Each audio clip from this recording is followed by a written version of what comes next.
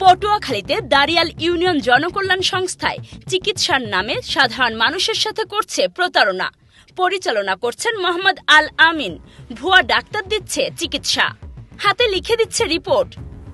বিস্তারিত দেখুন পটুয়াখালী থেকে পাঠানো সুভাষ দাসের 3 পর্বের অনুসন্ধানী প্রতিবেদনের প্রথম পর্বে।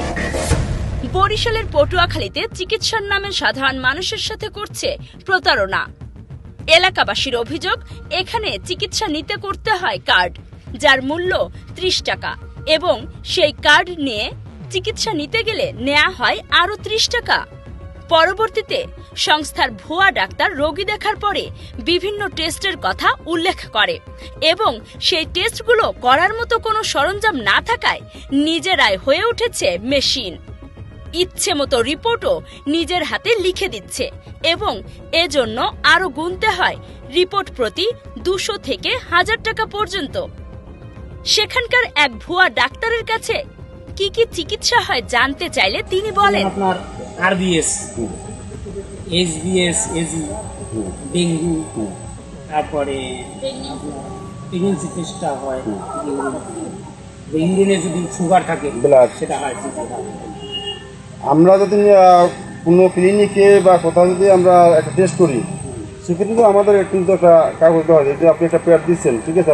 আমরা কাগজ দিই পেশেন্টকে, কাগজ কোনো পেশেন্ট থাকলে এইটা আমরা রিপোর্ট করে